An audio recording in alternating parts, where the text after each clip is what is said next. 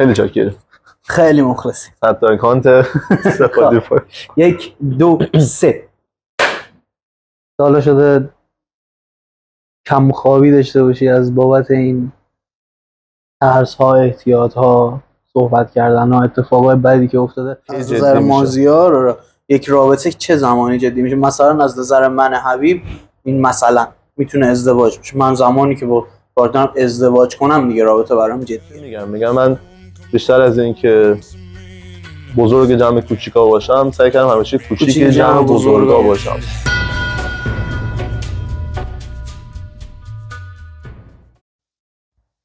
سلام دوستان، خوش اومدید به پارت دوم از این قسمت از پادکست بی پرده همراه مازیار. خب تو قسمت قبلی مازیار سلام می‌خوای بکنم منطقیش درود بر شما، بفرمایید. قسمت قبلی راجع به این صحبت کردیم که رها کردن و این داستانا، بعد بی خیال شدن ازت نگذره. خب بعد ترس. چه مقدار این داستان ترس به وجود آورده تو مازیار؟ من اسمشو ترس نمیذارم. چی میذاری؟ اسمشو میذارم احتیاط. ترس با احتیاط خیلی فرق میکنه. چه فرقی داره؟ توضیح بده برام. تو وقتی از چیزی میترسی سمتش نمیری. خب ولی وقتی احتیاط رو یاد میگیری سمت یک سری اتفاقا میری، ولی حواست هم خیلی جمعه.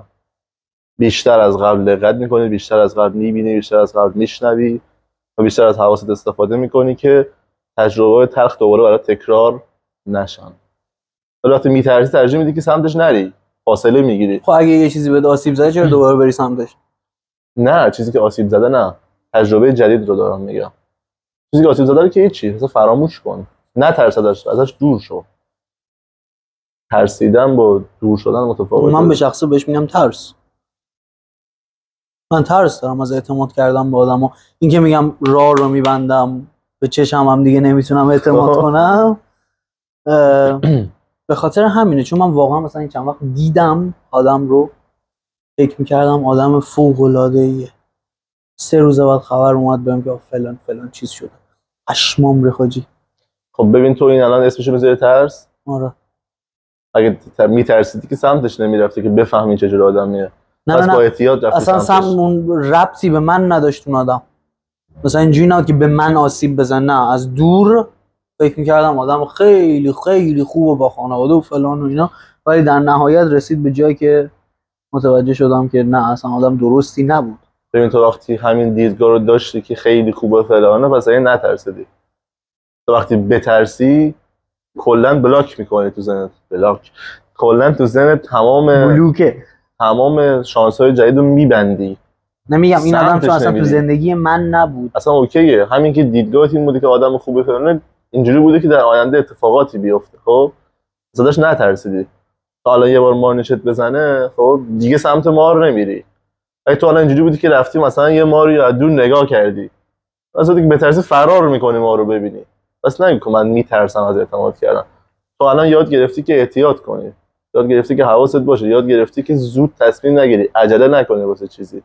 این خیلی متفاوته با اینکه بترسی کلا نمیری سمتش. یعنی مثلا ممکنه تو یک رابطه خیلی خوب تموم بشه، تا مدت‌ها سمت هیچ آدمی نمیری. اون میشه ترس. خب همینم الان دیگه. خب دیگه ترس دیگه. ولی الان نمیخوای سمت هیچ کسی بری، تو ابد میخوای سمت هیچ کسی نری. فعلا واقعا جرأتش ندارم.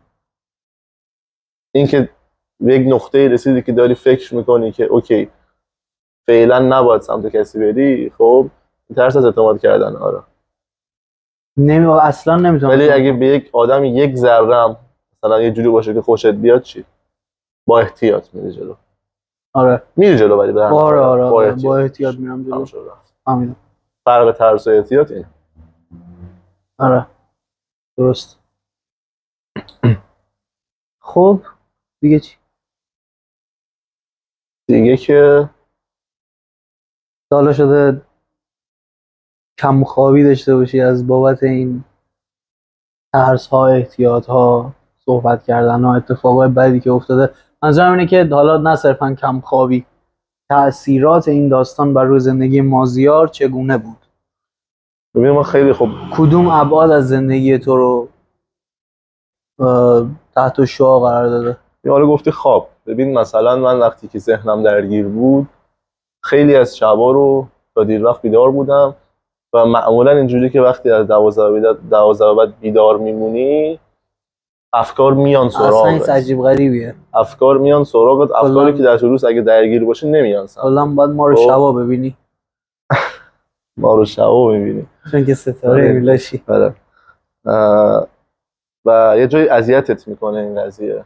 این بیخوابی اذیتت میکنه چون توی فعالیت روز بعدت هم تاثیر میذاره. خیلی. وقتی بد میخوابی فرداش نمیتونی کارتو درست انجام بدی، نمیتونی تمرکز کنی، نه هیچی. اصلا یه وضعیت خیلی عجیب و غریبیه. من تا این فکر می‌کردم دلیل کم خوابیم قهوه است. خب من به چی گفتم؟ گفتی دلیل کم خوابی قهوه نیست، آدم مادر قهوه است. واقعا همینه. ببین تو سانسورش هم نمی‌کنم. نباید سانسور کنه. اصلا سانسورش هم نمی‌کنم. حالا مثلا این آدم میتونه خب بازیکن پی اس جی باشه. تیمت باخته. اون شبا بیدار موندی. در صورت شارت تو مای بلک فرندز. شارت دارم. چیز نمیخواد با این چیز کار نداشته باشه. با چی کار داشته باشیم خوبه؟ هیچی.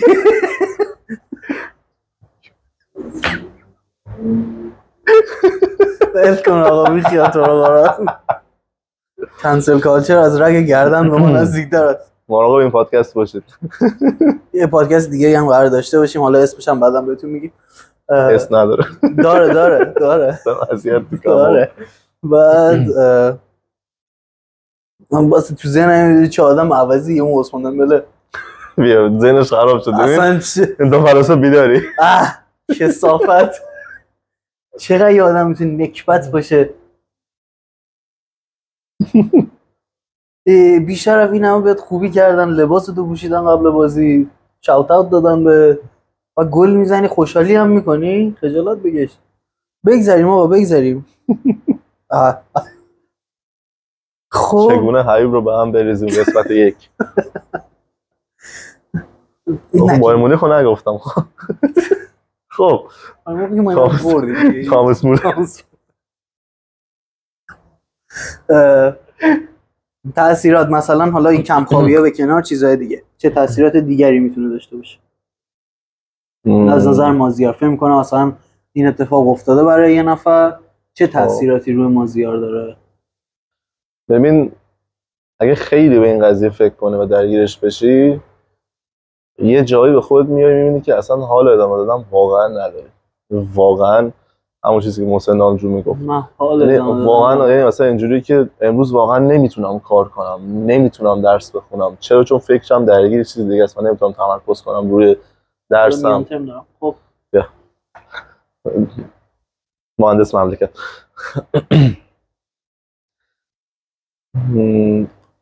الان میان ترمو چرا گفتی؟ من از یه دفعه یادم که فردا دارم بالگان. تو که بدتر همین دیگه، یادآوری نکن، زندگی کن حتی به غلط.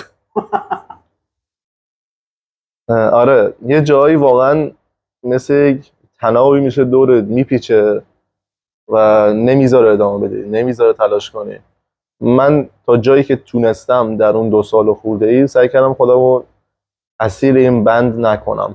حتی تو اون اوایلش که بدترین تایم ممکن زندگیم بود، رفتم دانشگاه دقیقا موقع امتحانا بود، با اینکه هیچی نمیخوندم و ذهنم درگیر بود امتحانامو دادم. اون ترمم قشنگ گذشت، پاس شد. ترم بعدش گذروندم دانشگاه، طبق اون چیزی که باید طبق 8 ترمش تموم کردم.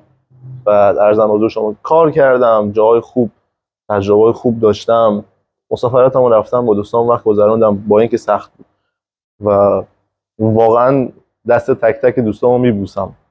تو بدترین تایم ممکن که من انقدر درگیر این داستان بودم می اومدن و مثلا در حتی مثلا شب نیم ساعتم شده میرفتیم بیرون صحبت میکردیم که یک کمی اون فشاره رو من برداشته بشه و خیلی هوای من داشتن واقعا تو این چند سال. تک تکشون انقدری بهم لطف کردن و انقدری تلاش کردن که حالا من خوب بشه و در نهایت هم خودشون هم درست کردن همه چی رو و حالا من خوب شد.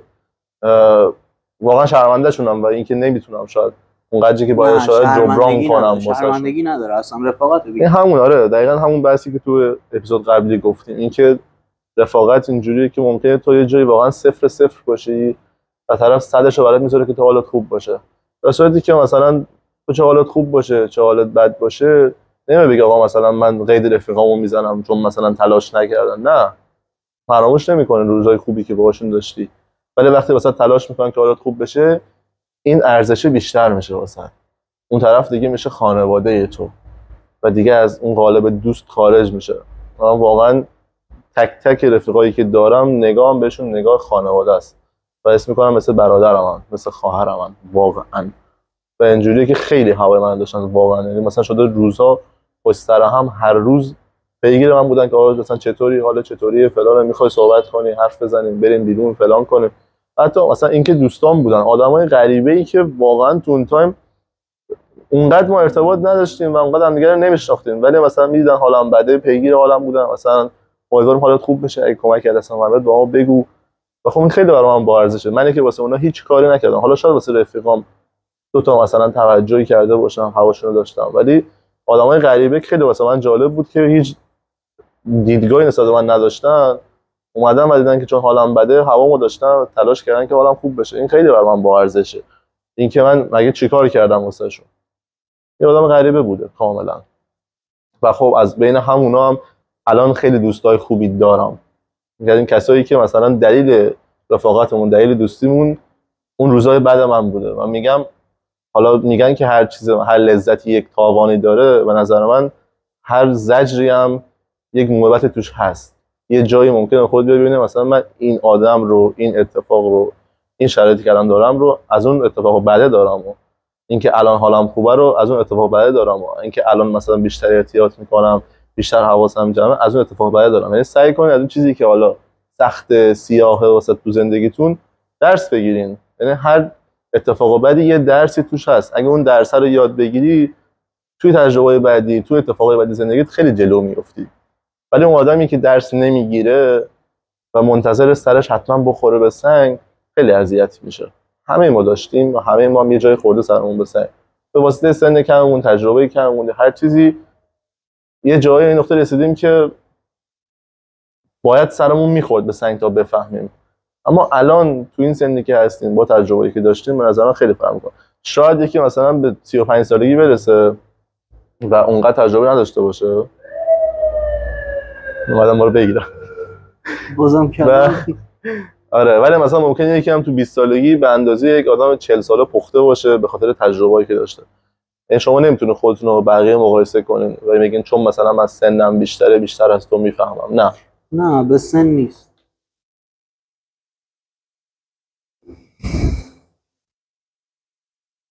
بله یاد چیز افتادم. میدونم. بله میدونم.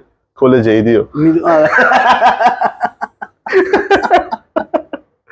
جوردی سن آقا ولمون کن تو رو. به سن نیست، به تجربه هایی که داری، به تجربه هایی در طول زندگی داشتی. خب مثلا من تجربه های تلخی داشتم در زندگی، همه تجربه تلخی داشتم در زندگی، هممون کشیدیم در آوارگی. بله تجربه های سختی خب طبیعتا همه دارن و مهم اینه که یاد بگیری. یه موقعی یاد نمیگیری چون نمیخوای یاد بگیری. آها، گوش و چشمتو بستی و هر کی دور و برت بهت میگه آقا خیال تموم شده، شاید برای تو تمام نشده باشه ولی کلا تموم شده، بی خیالش شو. و تو اینجوری که نه شما متوجه نیستین تا اینکه به اون نقطه برسی که بفهمی، و شاید خیلی زمان ببره. ولی خب من میگم این زمان بردنم باعث میشه که یاد بگیری، تجربه کنی و یاد بگیری، حتی اگرم طول بکشه. ابن آدم یه جایی باید سرش به سنگ بخوره. حالا با تمام این تفاصیل 1 تا 10 به این چیز اتفاقایی که واسط افتاد به این رابطه کلا چند میدی؟ به چیش چند بدم؟ آها نه ما کلشو در نظر بگیر. کلشو در نظر هم درسایی که بهت داد، هم زجری که کشیدی، هم کارهایی که کردی، احتیاطی که بهت اضافه کرد.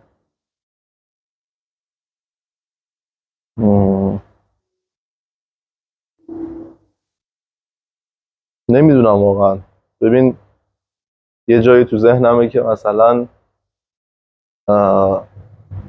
لذت کوتاه مثلا چند ماهه به یک زجر چند ساله نمیارزید واقعا. بعد از اینکه این داستان رو فهمیدم اینجوری که واقعا نمیارزید. ولی قبلا مثلا 3 ماه 4 ماه پیش و 5 ماه پیش 6 ماه پیش گفتم میارزید، اوکیه، با اینکه سخت داره میگذره چیزی رو تجربه کردم که خیلی خوب بوده واسم و میارزید. اما الان به خودم میگم واقعا ارزشش رو نداشت. شاید باید زودتر از اینها میفهمیدم، شاید باید زودتر از اینها بیخیال میشدم، شاید باید زودتر از اینها دست کشیدن رو یاد میگرفتم. ولی آدم تا اون تایم نگذره، تا نفهمه، دست کشیدن رو یاد نمیگیره. و باید این زمان میگذشت و باید این اتفاقا میافتاد. چه درست چه غلط، چه زشت چه زیبا. نمره رو میخوام ازت. نمره 5. چون دقیقا هم این ورشو دارم هم اون ورشو. متوسط نمیشه گفت. 5 نمره بالایی نیست، نمره پایینی هم نیست. تو بهش میگی متوسط، ولی 5 برای من خیلی چیز سنگینی بوده. من که مثلا با وجود اینکه تمام مثلا سختی‌ها و بدی‌ها رو نادیده میگیرم و مثلا شاید اگه چند ماه پیش ازم میپرسیدید به این رابطه رتبه مثلا 8 میدادم، نمره 8 میدادم. ولی الان وقتی میگم 5، یعنی 5 برای من خیلی پایینه. نمیخوام بگم 0، نمیخوام بگم 2، نمیخوام بگم مثلا 1. چرا؟ چون به این فکر میکنم که اوکی اضافه شده، تو درسی یاد گرفتی. خب برای همین میگم 5. من بیشتر میدم. شرایط تو متفاوته با من. باید زمان بگذره. آره. اگه قرار باشه برای تو هم اینقدر زمان بگذره، 2 سال و نیم زمان بگذره، نمره بیشتره رو نمیدی. به شرط اینکه بفهمی، به شرطی که تو هم به این نقطه برسی که بدیهای طرف مقابل رو ببینی و کورکورانه جلو نری. من فکر می‌کردم طرف مقابل من یک فرشته است، در صورتی که شاید اینجوری نبود. من کلا خودم اینجوری هم از دیپ که میشم تو اون داستان متوجه میشم. ببین میدونم همه چیزم یاد گرفتم، میدونی دیگه. همه چیزو یاد گرفتم، به خطا و مرزهام اضافه شده، خیلی چیزا یاد گرفتم، ولی از اون ور دلتنگم، از اون ور ناراحتم. خب فهمیدم خیلی هم بخوام دیپ شم توی این داستان که راجع به خودم برای خودم پیش اومده، یهو به خودم میبینم متنفرم از طرف مقابلم. خب ولی باز میگذره، باز میگم نه، به نظر من متنفر باشم. همین. به نظر من تنفر کلید مووان کردنه. آره. تو طرف از طرف مقابل بدت نیاد نمیتونه مووان کنه. آره. تا جایی که تو فکر میکنی واقعا خوب بوده، همه چی خوب بوده، من اشتباه کردم، هر چیزی. اینو قبول ندارم. چرا؟ چون من یک ارتباطی با بنده خدایی داشتم، خیلی خوب بود. خیلی خوب بود واقعا، همه چیز پرفکت، ولی خب به هر حال به هم نخوردیم. تموم شد. طولانی هم بود تایمش، نسبتا 3 سال بود. بعد الان اصلا ازش متنفر نیستم، اصلا. چون زمان گذشته. آفرین. چون زمان گذشته. من شاید مثلا از اون رابطه‌ای که توی مثلا نوجوانی داشتم یه جایی مثلا شاید بدم میومده، ولی الان اصلا اینجوری نیستم. میگم اون آدم به من درسش داده، هنوزم مثلا اگه به من یه کاری داشته باشه بگه، من هنوزم آره منم باش اوکی ام کاملا. و میگم ما کنارم چیزایی رو تجربه کردیم که با توجه به سنمون خیلی بوده، یعنی ما خیلی جا هوای هم دیگه رو داشتیم و الان بیشتر تمرکز میکنم رو اتفاقای خوبی که افتاده، چون زمان گذشته، چون بعد از اون اتفاقای بدتر افتاده و دیدم که چقدر میتونه همه چیز سخت‌تر باشه و شاید اون سختی اون رابطه برای من تو اون زمان خیلی سنگین بوده. آره. الان دیگه اونقدر سنگین نیست. الان اصلا من اینجوری هم که اگر با این دیدی که الان داشتم برمیگشتم به اون رابطه 3 ساله قدیمی، هیچ وقت تمومش نمی‌کردم، ادامه میدادم همونو. چرا؟ چون میگم این بیرون خبری نیست. آدم مادقب خیلی بیشتره. ببین اگه توی یک رابطه هستی همونو درستش کن. ببین اگه اون رابطه تموم نمیشد، آیا تجربه الان تو داشتی؟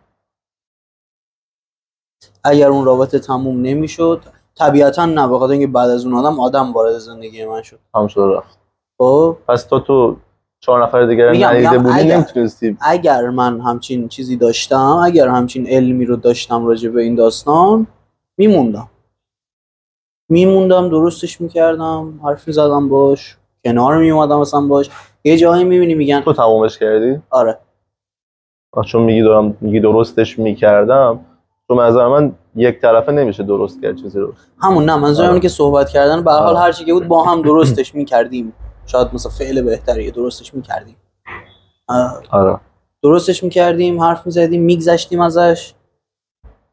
صادقانه بخوام بگم چیزی نبود که بخواد به این راحتی تمام شه. مثلا دلیل آنچنان بولدی نبود برام الان من. آره مثلا الان اگه اون چیزو داشتم گفتم واو والله مثلا چیزی گفته دیگه ولش کن. ولی اون موقع نه چرا همچین حرفی زد، چرا همچین کاری کرد، ولش کن.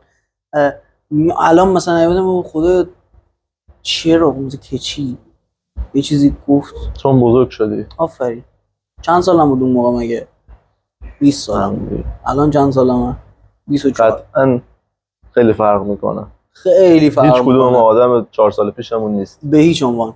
سلام چطوری؟ سلام. گفتی یاد گرفتم. آره. این گفتم هممون کشیدیم درد آوارگی. یکی از آهنگای بامداده. بعد یه تیکه دیگه هم داره تو آهنگش خیلی قشنگه. میگه که همیشه حقمو با داد گرفتم. الا وقتی که خفه موندم و یاد گرفتم. آره. اونجایی که سکوت میکنی، میشینی فکر میکنی که چی شده، چی گذشته، اونجا که یاد میگیری. به قول تو اونجایی که دیپ میشی، آره. اونجا میفهمی چه خبره. دیپ شدن هم فقط با خودت. تنهایی خودته. دقیقاً همون 12 شب به بعد است. همون تایمایی که تا جایی که به ضربه نزنه. آره. خلاصه ولی ستاره ها میکنن ستاره ها رو نابود. 100%. ستاره اصلا چیز خوبی نیست. شاید باورش فقط زیبایی داره. خورشید نبود تو اینجا بودی؟ فقط زیبایی داره. فقط زیبایی داره. گرما و نور و اینا هیچ چیزی دیگه. زیبایی داره. نه این ستاره به این شکل رو نمیگم. بله. که اینقدر نزدیک ما. ستاره. درست. نکن آقا. خودت من چی نمیگم. من چیزی نگفتم که تو اونام کردن. 100% اونا نمیگم. فوتبال دیگه. پس ما باید یاد بگیریم. بله. بگذریم و رها کنیم.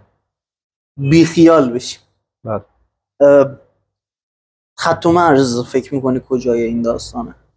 الان با توجه به این شرایطی که داری آیا خط و مرز جدیدی برای تو وارد شده، اضافه شده به این، مثلا به قول این غربی رد فلگات به رد فلگات اضافه شده؟ آدما انقدر خوشگل نقش بازی میکنن که تو نمیتونی بفهمی. میگم من بعد 3 سال سری یه اتفاق خیلی عجیب و غریب فهمیدم. خب همین ممکن بود مثلا این 3 سال بشه 15 سال و نفهمم. همین داستان به مازیار رد فلگ اضافه کرد. آره خب چشم و گوشم الان بازتره، حواسم بیشتر جمعه. یعنی این مدلی هم که دیگه اضافه کرد.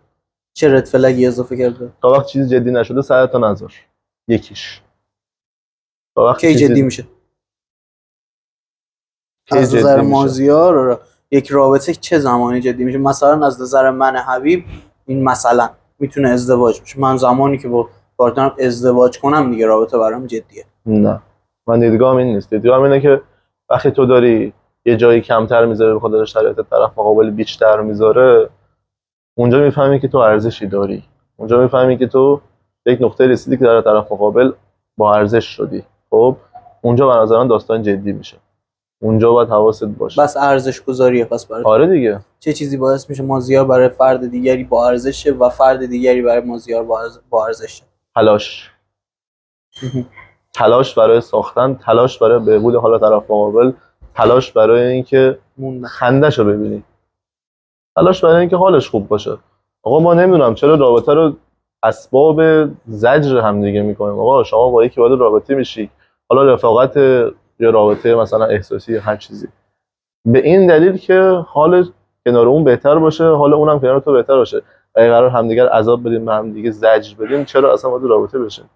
کم بدبختی نداریم که بخوام یه بدبختی روش اضافه کنیم. یه بنده خدایی میگفت ازش پرسیده بودن که چرا ازدواج نمی‌کنی؟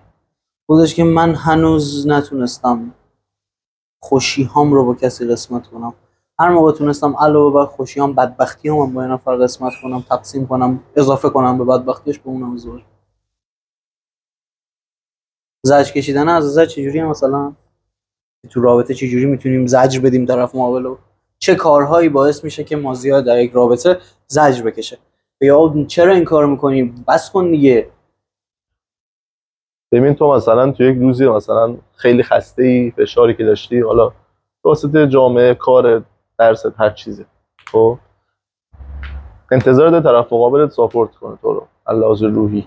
خب مصاحبت کردن با رابطه علاقه با خیلی چیزا، خب و تو این مدلی که طرف مقابلت میاد میگه مثلا به یه چیز کوچیکی بهت گیر میده، خب حالا تو مثلا فکر کن فشارا رو هم دیگه جمع شده منتظر جرقه‌ای، میدین جرقه رو میزنن، خب تو اونجا منفجر میشه اینجوریه که بابا من خودم از گفتی دردسر داشتم امروز. آره یه امروز رو حداقل کوتاه بیا، یه امروز رو مثلا حواستم اگه به من نیست نباشه، اوکی، یه امروز رو یه درد من اضافه نکن.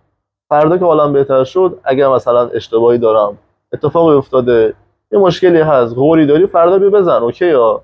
ولی الان که تو میدونی من مثلا تو نقطه‌ای ام که بدترین شرایط رو داشتم امروز، اذیتم نکن، زجرم نده. این چی میگم؟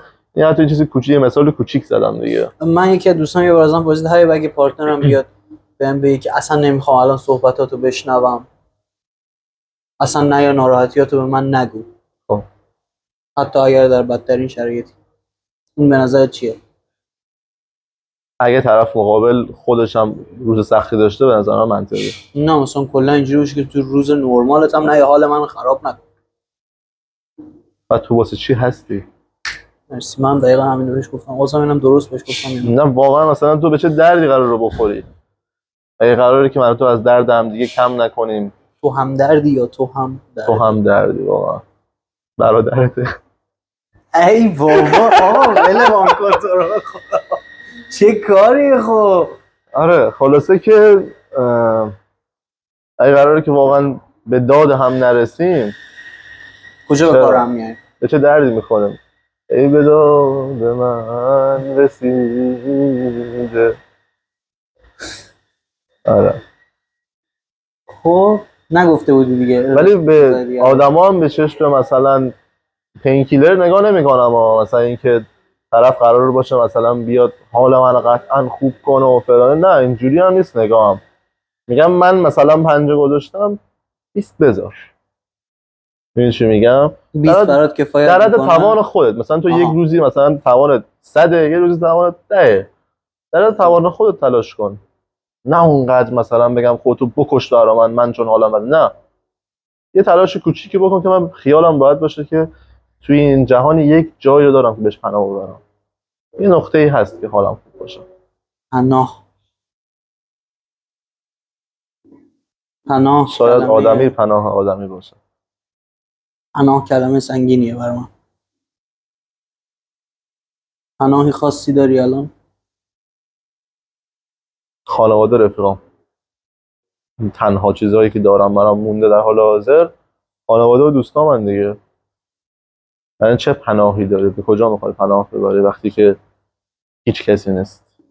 یه جایی هم به نقطه‌ای میرسی میبینی رفیقاتم خودشون درگیر کارهای خودشون، خانواده هم فشار روشه، به هر حال یه جایی از خودت به خودت پناه میبری. اونجایی که دیپ میشه به قول تو. اون دیپ شدن، این پناه بردن به خودت برام توضیحش بده یکم. چجوری مازیار به خودش پناه میبره؟ چه اتفاقی در مازیار میفته؟ چه اتفاقی در خودت میفته؟ یا مثلا چی کار میکنی برای پناه بردن از خودت به خودت؟ مثلا من ببین این فکر کردن ممکنه حالتو بدتر کنه. آره خیلی. ولی بهت یاد میده. بازم میگم چون بهت یاد میده. خیلی دنبال یادگیری تو. باید زندگی یاد گرفتنه. زندگی یاد گرفتن از وقتی فکر می‌کنی از یه جایی به زیادی فکر کردن، زیادی یاد گرفتن آدم. همین دیگه، تو که هر روز به خودت پناه نمیبری. اگه هر روز به خودت پناه ببری یه جای کارت میلنگه. آها خب پس مشکل ما اینه. آره همون داستان قهوه و اینا. آره چون عاملش چیز دیگه. تو عامله رو حذف نکنی از زندگیت، از ذهنت، از فکرت، از خوابت، از ناخودآگاهت، هیچ چی درست نمیشه. چی رو میخوای درست کنه وقتی که هر شب قراره فکر کنه؟ فقط داره روح تو بیشتر خراش میدی. یکی از دوستان فکر کنم قبلا هم اینو بهت گفتم، یکی از دوستان همیشه میگفتش که حبیب تو انگار یک زخمی روی روحته و از خراش دادن این زخم هی لذت هم میبری. حالا شده اینجوری باشی؟ فکر میکنم همون یه دوستی داشتیم حرف قشنگی میزد. ما همین راهنمای دبیرستان بودیم، میگفت یه جاهایی یک زخم جسمی باعث آرامش زخم روحیت میشه. تو میری سراغ یک دردی که یک درد دیگر رو درمان کنه، با اینکه میدونی ساید افکت داره واسه، میدونی بعداً واسه عواقب داره. نه اصلا خوب نیست، اصلا خوب نیست، ولی ناخودآگاهه. به خودت میبینی داره به خودت ضربه میزنه. حالا این آسیب، این ضربه چیه؟ یکی با دراگ به خودش ضربه میزنه، یکی با الکل به خودش ضربه میزنه، یکی با سیگار به خودش ضربه میزنه، یکی رو تن خودش خط میندازه. هر کی یک جوری خودش آسیب میزنه. اینکه یاد بگیری که به جای اینکه خودت آسیب بزنی، به خودت بیشتر اهمیت بدی، ورزش کنی، با رفیقات وقت بگذرونی، روحتو اینجوری آروم کنی، اونجا میفهمی بزرگ شدی. این راه فرار کردن از درد به نظر من آسیب نیست. تو یه آسیبی داری، روحته، چرا به جسمت دوباره آسیب بزنی؟ روحتو آروم کن، به جسمت بیشتر برس، غذای خوب بخور. اگه با غذا حالت خوب میشه، برو غذا بگیر، غذا بخور. اگه چه میدونم با ورزش حالت خوب میشه، ورزش کن. اگه با دیدن دوستات حالت خوب میشه، با دوستات بیشتر وقت بگذرون. برای تو کدومشونه؟ غذا، قهوه؟ به من یک تایم واقعا ورزش خیلی به دادم رسید. آره. هنوزم اینجوریام که الان اگه روح فشاره، در اولین فرصت ممکن دوباره برگردم به ورزش کردم. وقتی تو باشگاه میرفتم ورزش میکردم، ذهنم آرومتر بود. جو باشگاه هم خیلی تاثیرگذاره. یه جایی برین که حداقل مثلا با رفیقاتون باشین، بگین، بخندین، وقت بگذرونین. من کلا باشگاه خیلی تاثیر میذاره واقعا. الان مثلا من خودم زیاد توان جسمیشو ندارم برام باشگاه خوب، ولی تایمی که مثلا میرفتم واقعا حالم به توان جسمیت نیست. بله من میدونم دیگه. نه هر دو تاشه، همون توان روحی است، هم توان جسمی است. تو اصلا نمیخوابی، تو وقتی خوب نخوابی، خوب غذا نخوری، به موقع کارات انجام ندی، چجوری میخوای بری مثلا بری ورزش کنی؟ چجوری میتونی توان داشته باشی؟ تو وقتی یک جای کارت میلنگه دیگه توانی واسط نمیمونه. تو شب تا صبح بیدار بودی، مثلا فکر کن اون روزم نخوابی بخوای بری باشگاه، معلومه تو نمیتونی سعیتو بذاری تو باشگاه به هیچ عنوان. من میگم من از باشگاهم خیلی دوستای خوبی واقعا دارم و خیلی آدمای خوبی بهم هدیه داد. یعنی سعی کن تو هر جمعی وارد میشین، تو هر جایی میرین، تو هر تو هر مکانی قرار میگیرین، حالا باشگاه، دانشگاه، کار، خوباشو گلچین کنین واسه خودتون. این آدما خیلی خیلی خیلی میتونن خیلی بهتون یاد بدن. من همیشه میگم من بیشتر از این که بزرگ جمع کوچیکا باشم، سعی کردم همیشه کوچیک جمع بزرگا باشم. خیلی چیزا یاد گرفتم. منم آره. و حالا به واسطه این که من اصلا توی خانواده خودمونم، خانواده پدریم که آخرین نوه بودم، خب خیلی خانواده کوچیک جمع بزرگا بودم و به واسطه این که اختلاف سنی با برادرم 14 ساله و پسرم مثلا همین اختلاف سنی دارم، خیلی چیزا یاد گرفتم.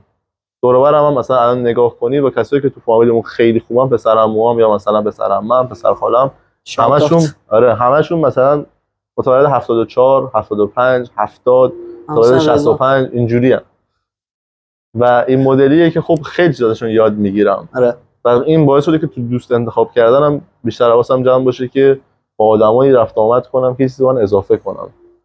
تو بحث کار کردن خیلی اینجوری بوده. آره خیلی من تو بحث کار کردن، ارتباط گرفتن با دیگران، حالا من همه اینا مدیون پدرم. که مثلا به هر حال پدرم هم همینجوری بود. شالات تو مستر آقا جان. رئیس خیلی مخلصی. همیشه بهم میگفتش که آره همین دقیقاً حرف تو کوچیک جمع بزرگا باش تا ارتباط بگیری بسازی. خدا رو شکر الان هم ارتباطاتشو دارم. یعنی میگم جمله خودش میگه من تو جهنمم آدم دارم، تو کارتو بگو. تا حالا اینو بگم، حالا این وسط تو پرانتز، تا حالا نشده به پدرم، خدا رو شکر واقعا تا حالا نشده بهش بگم یه کاری رو برام بکن نتونه انجام بده. اون کار نه صرفا مالی یا فلان و اینا، نه مثلا میگم آقا من فلان کار رو برای من اگه بتونی انجام بدی، مثلا فلانی بهم فلان چیزو گفت کارشو انجام بده، یا مثلا این کارو من میخوام انجام بدم کمکم کن فلان، اینو راهنمایی ازش بگیر. تا حالا نشده ببینم انجام نتونه بده. میگه قهرمان اول هر پسری پدرشه. من معنی واقعی کلمه اینو حس میکنم، چون چیزایی از این آدم دیدم که از فکر کنم فقط از خدا برمیاد.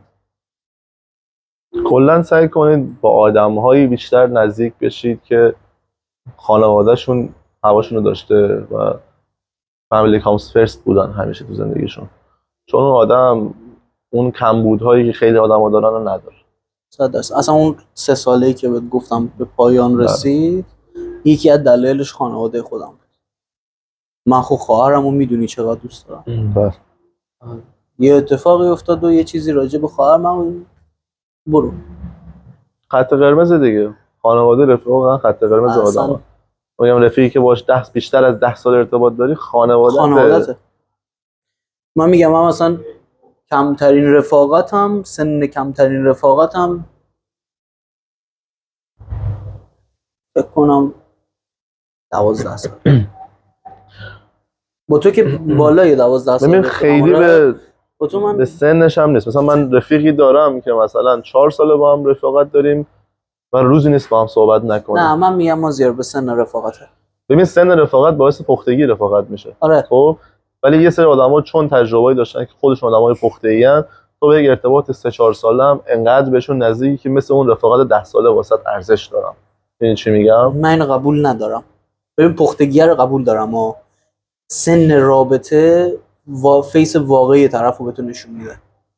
قطعا همینطوره. خب مثلا اصلا من بر این باورم که صمیمیت یه دفعه‌ای یه جا کار میلنگه. نه ببین تو مثلا یه رفاقتی داری که 10 سال باش رفیقی، سال یه بار میبینیش.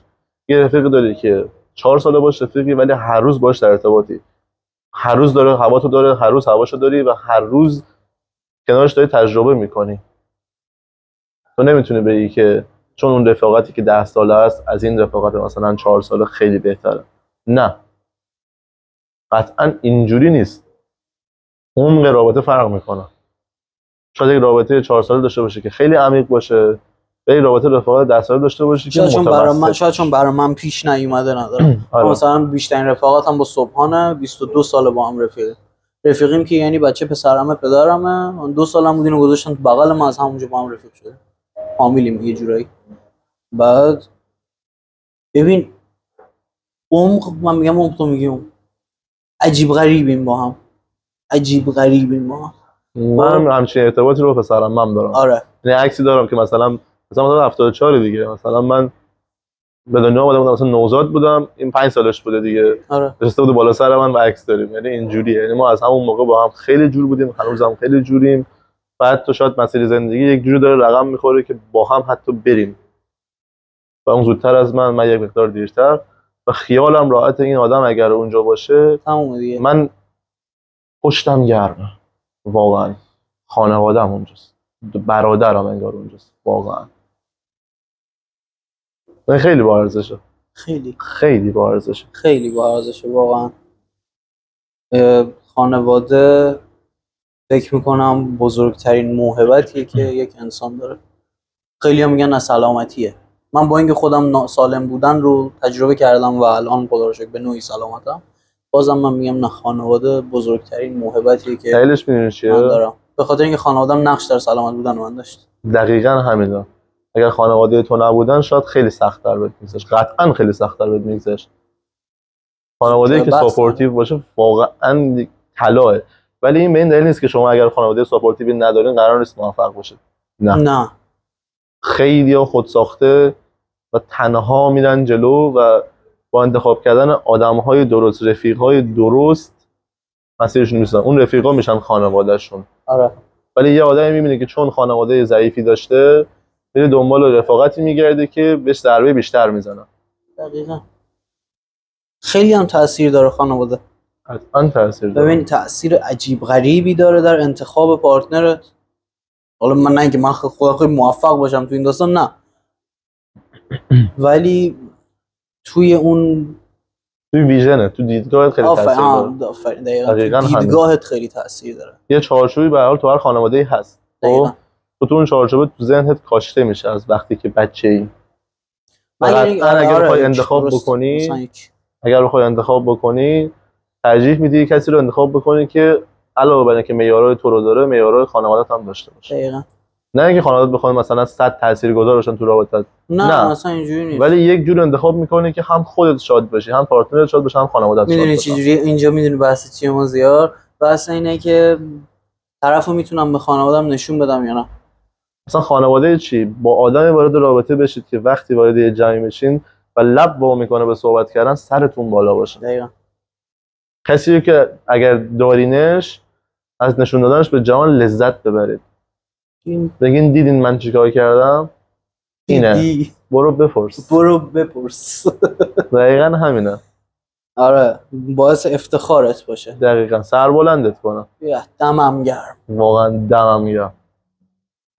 این قشنگه. این خیلی قشنگه. خیلی این اپیزودم تموم شد. صحبت پایانی نری برای این اپیزود؟ عجب چیزایی که اینجا گفتیم. صحبت پایانی که همون چیزی که آخر گفتم به نظرم قشنگ‌ترین چیزی واسه این اپیزود اینه که واقعا آدمی رو انتخاب کنید که کنارش سربلند باشید. اگه قراره که یک آدم شما زخم بزنه باعث زجر بیشتر شما بشه و یا اگر باشید بخواید قایمش کنید از بقیه، اون رابطه درست نیست. بپذیرید که باید این آدم رو ترک کنید، رها کنید. مثلا از اولش باید تو اون رابطه نشید. به چه قیمتی؟ اصلا رها کردن خیلی تاثیر داره. این تو خودت مرض داشت. خیلی مهمه واقعا. آره. نه اصلا حالا من تلاش کردم یک جمله دیگه بگم تو آره نشد. نمیشه خب. چی می‌خواستم بگم مثلا خیلی تاثیر داره. آره این یادگیریه در واقع خیلی تاثیر داره. این که ما بفهمیم که باید بیخیال شیم، که میتونیم بیخیال شیم. اصلا بحث اصلی حالا آخر این اپیزود هم هست، بذاریمش برای اپیزود بعد. نه بذار چیزی رو بگم. گلدن تایم خیلی مهمه. بذارش برای اپیزود بعد. خیلی بحث طولانیه، خیلی طولانیه چون ابعاد زیادی داره گلدن تایم. شب یا روز ما رو میبینید، روز و شبتون خوش. خیلی مخلصی. خدا نگهدارت.